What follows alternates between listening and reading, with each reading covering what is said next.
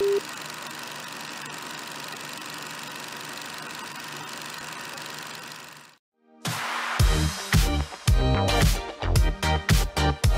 Pulse of Spokane is a broad show that showcases many different things in our community, sponsored by Local 29 Firefighters Union, Well Dressed Walrus, and Homes for You.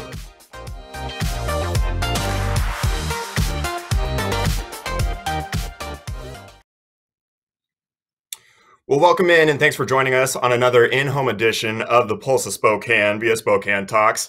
There once was a time for 23 years of my life when I was able to recite the date. However, that skill has kind of fallen by the wayside here in the last month or so. It's all the same. But today I'm joined by a very special guest here on the other end of the line, Erik Allen, here on behalf of Printfection, also the host of the top-rated MMA podcast, and in addition to that, host of the Bearded Biz Show podcast. So, Erik, a lot of good stuff going on there.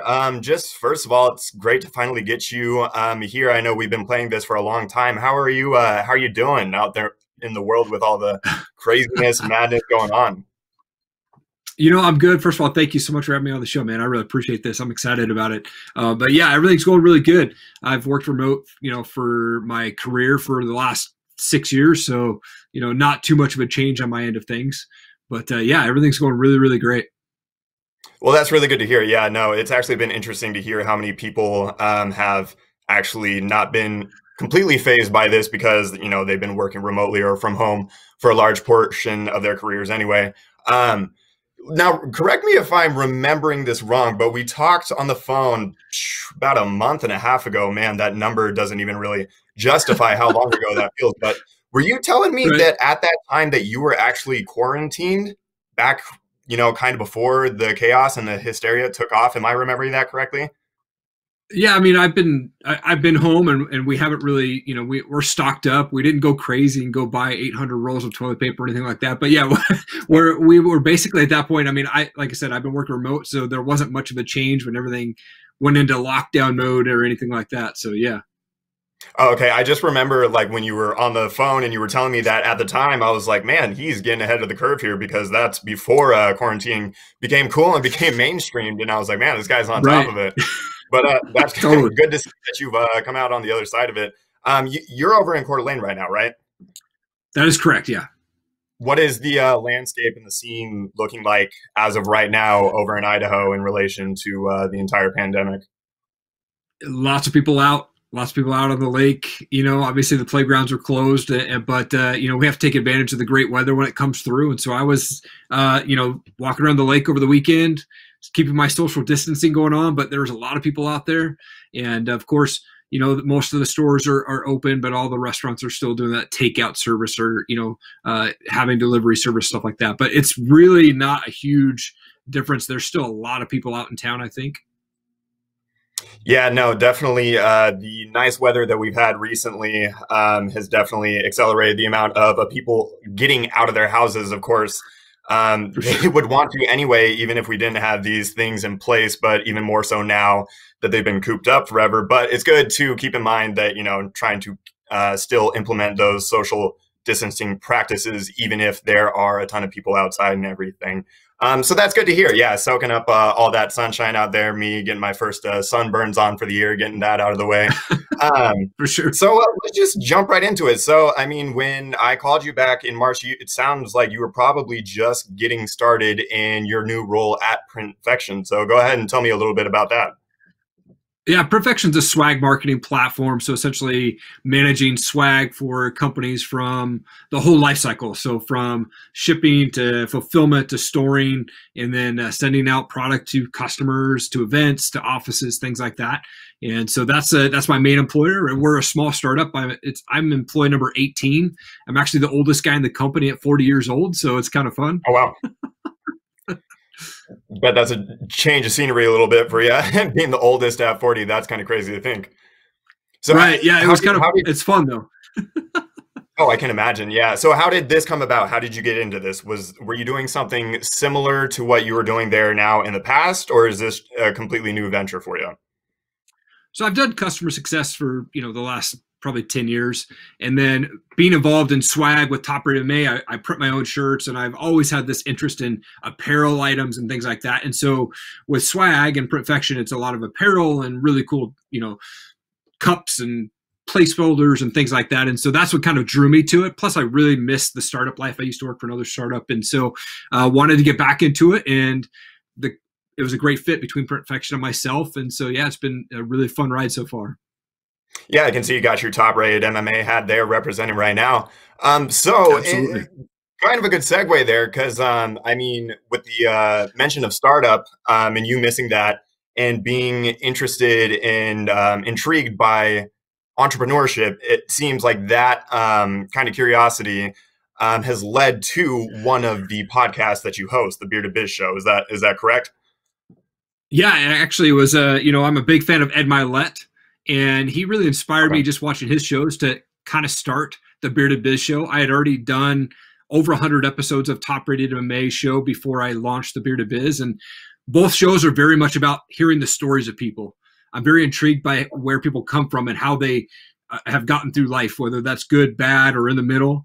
And I was so focused on the MMA side of things and still continue to do that. But I wanted to venture outside of MMA and start to hear people's stories that were not involved in the MMA side of things. And it's really been a huge blessing to talk with some really amazing people.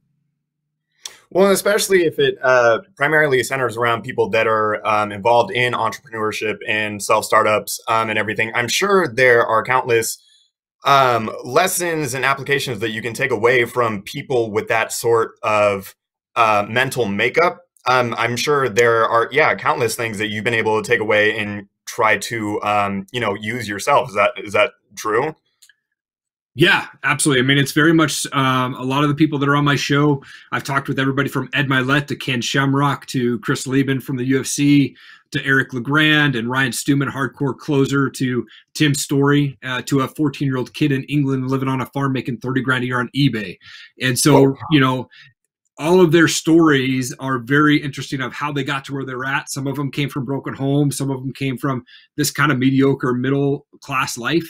And I think they all have this theme of keep fighting, keep going. Don't let failure stop you, keep pushing through whatever. And the big theme of that is life happens for us, not to us. And so whatever our past has done, just keep pushing through that, man. And myself, I came from this broken home. I came from the craziness. I came from drug addiction, and I got through that. And now I've been using that to help share my story and help talk to people about how to get through those things. Yeah, and I think a lot of those themes that you just mentioned are probably in this time even more relevant and applicable and need to be shared and heard as a lot of people, are going through their own mental destruction with just the way that everything has changed around us, and just normality and regularity and routine and everything has been stripped from us. So I think even in times like these, that would be especially important to get those stories shared and those mentalities of just keep trudging through, just keep pushing, just keep pushing, just keep pushing. So that's really great to hear. How long have you been doing either or both of those podcasts? I started Top Rated MMA Podcast in August of 2017. Did almost the first 100 episodes in a walk-in closet because I didn't have space in the house. Had horrible lighting, had no idea what I was doing. And then I started the Bearded Biz Show in January of 2019. Okay. So that one a lot more recent. So you started with the MMA. Okay. So you're interested in entrepreneurship, self-startup, but also what made you realize that you wanted to get into the podcasting aspect of it? Was being a voice and being, someone who kind of needs to be able to talk at length about things, was that something that you kind of knew was in your wheelhouse and in your strength set? Or is this something that just came up and you're like, well, hell, I might as well have a crack at it? It's funny because I love building relationships. I love getting to know people, and their stories, like I said, are very intriguing to me. And so when I started Top Rated MMA, my goal was to find out why guys want to get in the cage and get punched in the face. Like, why would they want to go and do that? And I have 100% respect for fighters who go in there and do that. And I love being on this side of the cage, right? But I wanted to understand what makes them go in there. And I've heard everything from I grew up doing karate and it transitioned to MMA to I have a bunch of felonies and I can't get a real job, but I can get paid to fight. And so those stories are so inspiring and motivating to me, and just to hear where they came from, to see where they're at. I love to hear the stories. Very rare on my shows when I ever talk about current MMA events. It's very much about the fighter that I'm talking to and their story, what they've got going on and what's coming up. Oh yeah, no, it takes a different type of human being to, willingly go out and put their body, their face, their moneymakers, so to speak, on the line. And I mean, oh man, you just mentioned that you typically don't discuss the current events and everything, but that's on your show. On this show, I got excited because I saw that on May 9th, the UFC is coming back and they have a fight card. They got a slate of fights. As a fan, how excited are you for 2 Saturdays from now? Man, I'm really excited about all the events that are coming up. There's so many UFC events and just regional MMA events that are now populating, which is great. I've missed being at the live event at Proving Grounds out there at Liberty Lake, presented by Warrior Camp. Like, those guys put on such a professional event. So to see that coming up in the UFC and the regional events and Proving Grounds starting to move forward with events, for me, I'm super excited as a fan to watch these fighters finally get back to work, because a lot of them just weren't getting paid, And so from the heart side of it, I'm like, oh, they finally get to go pay and get food on the table, And so, but it's also entertaining for me as a fan to watch these fights, and they've got some really great matchups coming up for sure. Oh yeah, definitely. I mean, even for me, again, UFC and MMA isn't typically my thing, but just with everything going on, any return of sports is a welcomed return, and just being able to get a little bit of that regularity back, I'm looking forward to it. I know that you mentioned that you typically focus on the stories and everything. So is it safe to say that you typically focus a little bit more on the local and regional fighters as opposed to the national scale? It's interesting. I actually set a goal for myself to talk to a male and female fighter from every state in the U.S. And I started collecting a map, or putting a map together, when I started Top Rated MMA. I've just about closed out every single state in the U.S. And really? I do talk to regional fighters. Every once in a while, I'll talk with, like, maybe every 4th or 5th show, I'll talk to somebody here in the Pacific Northwest, but I talk to people all over. I'm talking to a guy in South Africa here next week, and I've talked to guys in the UK and Canada and pretty much all over the US. And my goal is, when I'm talking with these fighters, they're like typically the up and coming amateurs that are getting ready to go pro, or they're fresh pro fighters that are just kind of starting out their pro career. But I've talked to those guys like Ken Shamrock. I've talked to Chris Lieben, Miranda Granger, and some of those guys that are in the UFC currently. And so I like hearing kind of this wide variety of stories, but really my focus is those guys who are just up and coming. I like to hear their stories, like to find out what the plan is. Are they going to go pro? Do they want to go pro? Things like that. And so that's really been fun and intriguing for me. But I love talking to the guys who've been there and done that. They're, solid and getting paid in the UFC level of pay, right? Those guys are fun to talk to as well. Yeah, no, that's a pretty impressive diversified portfolio you got there. A lot of reach. That's awesome. That's great to hear. As a very casual is even generous, but fan or consumer of MMA and UFC, I want to make sure that I have the correct grasp on the way the sport breaks down in terms of its tiers and its leagues and everything. So seemingly UFC is la creme de la creme, and it is a league, an entity, an association, whatever, of MMA being the sport, of course. Am I right so far? Yeah, I mean, I think UFC is kind of the big guys, right? I mean, everybody knows, or pretty much anybody knows who the UFC is. A lot of times you'll hear these new fans go, hey, I'm going to go train UFC, which is funny that they would say that, but it's kind of the way that it has just been known over the years. But yeah, I mean, you have a lot of big players, the UFC, Bellator, ONE FC, those are, like, I would say, the big promotions that are out there. And then you've got massive regionals, and some of the regionals are smaller, and some of those regionals are right on the cusp of really being UFC level. They're just, not quite there yet. Okay, so the regionals, like you just mentioned, are those the ones that you're kind of seeing locally that you were alluding to, really excited to get back around and actually be present at these events yourself? Is that what you're talking about? Yeah. So the one that I go to every time it comes in, it's called Proving Grounds. It's presented by Warrior Camp, which has gyms in Spokane and Coeur d'Alene. They do it in Liberty Lake, and they do an event, I think, every other month. They typically do like 12 to 15 amateur fights, but it's a very professional event. sells out quick, and they put on really great matchups, and it's cheap. It's like 20 or 35 bucks for the seats, and it's an amazing night of fights. So definitely, if you're in the area, I would recommend going to check those guys out. Their event is top notch for being an all amateur show. Okay, good plug. Yeah, no, that'd be great for people that might be on the fence about going to something like that, or have that interest. Definitely good to know that there's an outlet for people to actually, physically attend and soak it up. So, just basically speaking, what is it about the sport of MMA that is so compelling and that's so drawing to you? I think I grew up watching like Mike Tyson on boxing, and I grew up watching the WWF with Jake the Snake and Hulk Hogan and Macho Man and all those guys, and going to regional wrestling matches when I was a kid. I think I was a ninja for Halloween for like 15 years straight. I've just always been intrigued by I've just always been intrigued by martial arts in general. They're just warriors to me, and I think that I was never physically capable, or I never put that in front of me to do. I was a baseball player. I never went onto the fighting side of things, but I've always had extreme respect for fighters. And so I love to see those guys go and do that and just compete. And I love also the sportsmanship of the fight game. 99% of the time, you're going to have guys, they might knock each other out. They might beat each other up in the cage really badly, but they're hugging, they're shaking hands. Very, very rarely is there bad blood between them after the fight. And so I love that side of it as well. No, I'm actually really glad that you touched on that just now, because as, again, a casual observer, that's one of the biggest takeaways that I always have. Is like, okay, so there's so much training and there's so much required of these athletes before going into, just the one night. They do dozens and dozens and hundreds, I'm sure, of hours of training, depending on how long they're given before a fight. And so there's got to be a mutual understanding and respect amongst the fighters that, work so hard to get up to this point. And then regardless of the result, as, rewarding or as deflating or everything in between as the result of the fight might be, you always see them, like you just said, 99% of the time, they go up to each other, they dap each other up, they hug each other.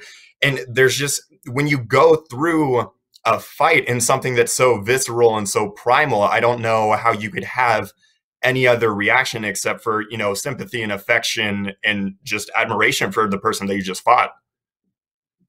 Yeah, it's interesting to see. I mean, like I said, very rarely is there bad blood between those guys. And as much as people want to look at it strangely, that's their job. Like for those guys that are getting paid at a pro level, that's what's putting food on their table. And so I think, that's what it brings the mutual respect between fighters. Like they know that they're both getting paid. They know that they're going to be able to provide for their families on that. Now, amateurs don't typically get paid. They're just building up a record. And so those guys are in there just like having fun and building up the record and eventually go pro. But even at that level, you see so much respect between fighters 99% of the time. And it's just awesome to see that great sportsmanship. Yeah, it's a really incredible aspect of the sport for sure. I don't know if this question will get you in trouble here or if you're actually allowed to answer it in any way. Do you have a handful or a couple of fighters that have always kind of been your favorite people, maybe at the bigger level, maybe ones that you haven't had on the pod so that there aren't these partialities involved? Yeah. I'm a big fan of Donald Cerrone, Nate Diaz. Okay. Those guys are probably two of my favorite. Mike Perry is another one of my favorite fighters. Paco Mora is a guy in Spokane, him and his family, like Mateo. Those guys are local fighters that I really love talking to. Mark Coates, Julian Nolan Coates, Julian Coates there. Those guys are some of my favorite fighters that I love just talking to. And on a personal level, I've gotten to know those guys so much over the years. But I think at the pro level, like I said, Donald Cerrone, Nate Diaz, Mike Perry, those guys are the guys that I love to see get in the cage. Not a fan of Conor McGregor. Of course. So, I mean, with that being said, is there a dream fight that you would be itching for right now? Is it Diaz and McGregor 3? Is it the rematch between McGregor and I'm blanking on the name, but the Russian dude? Khabib. Khabib, thank you. Khabib, Khabib and Tony. I think it would be a great fight to see Khabib and Tony fight. Of course, Khabib's stuck in Russia right now. You got Tony fighting Justin Gaethje. So I think that's a really great matchup as well. And I think the fans will be excited about it no matter what. I mean, both those guys put everything on the line when they go in the cage, and as much as they want to talk smack before they get in the cage, and now it's time to go. And it's fun to see them afterwards, like I said. But hopefully someday us MMA fans can see the Khabib and Tony fight. Yeah, that would be pretty incredible. I got to say one thing that I really appreciate and respect about Dana White. I don't know how he's collectively viewed amongst, the fan base of MMA and everything, but just as a sports fanatic myself and just a little that I know about him, it seems like he's just a powerful dude. He does what he wants. He represents the brand incredibly. And he was finally at one point a couple of weeks ago asked to stand down. ESPN said, hey, you can't keep trying to push these fights out. We need to be a little bit more sensitive, and we just pump the brakes.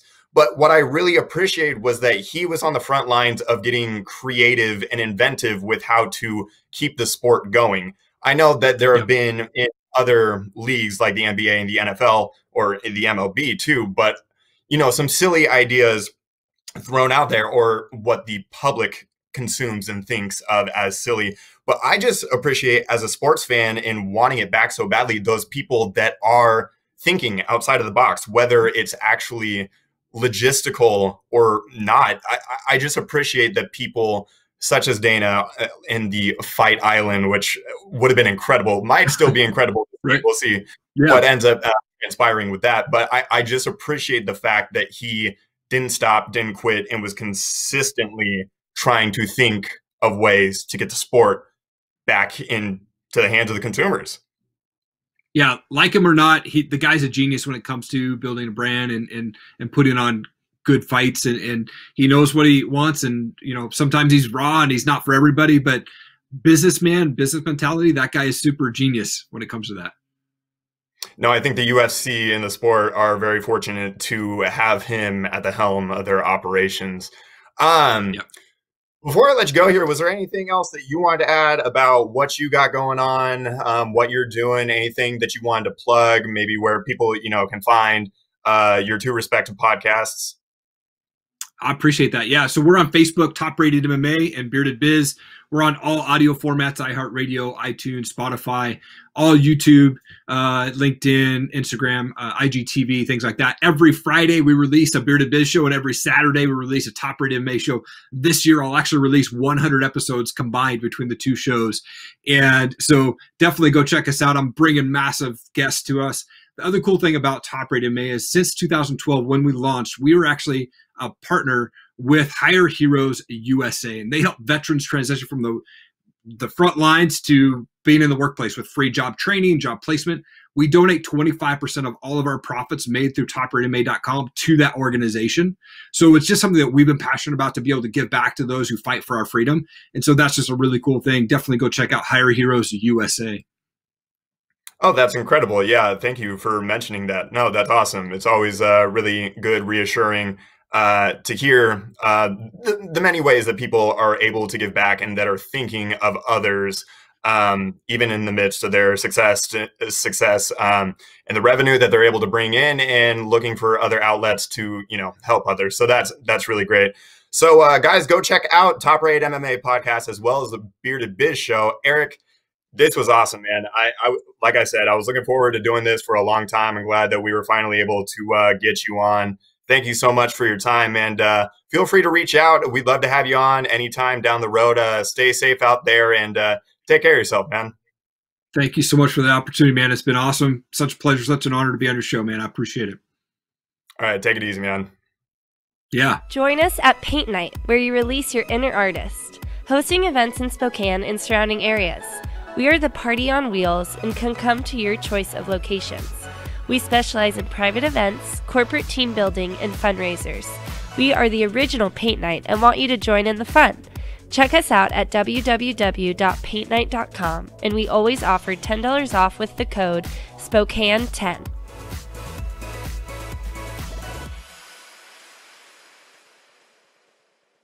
National Barricade and Sign Company is a well-established company founded in 1957. National Barricade has become a well-known business in the Spokane Valley for more than 50 years. Over the years, we have built long-lasting relationships with many cities, counties, and their departments of transportation. Customers come to us because they know they are going to get the best quality service at the best possible price. National Barricade prides itself on getting the job done in a timely manner. We know that contractors must have certain items in a timely fashion to get their job done, and if we don't have it, we will get it. We guarantee fast service no matter how long it takes. Hi, this is Tim Lane with State Farm with your quick winter tip. One of the most common questions I get is about trees and who's responsible for a fallen tree or branches. The answer comes down to negligence. If your neighbor's tree falls and damages your home, vehicle, or personal property due to a weather-related incident, then your insurance company would cover that as a non-fault loss. If you can prove negligence against your neighbor, city, or county, then they are legally responsible for your damages. If you have any coverage questions or would like a second opinion on your insurance, call my team and I at Tim Lane State Farm at 509-926-5135. Imagine being ordered to stay home when you have no home to go to. Because of generosity from people like you, Union Gospel Mission is able to provide a place of safety and refuge for men, women, and children who have nowhere else to go. Today, more than ever, the vulnerable in our community need your help. Thank you for your generous tax-deductible gift in their time of need.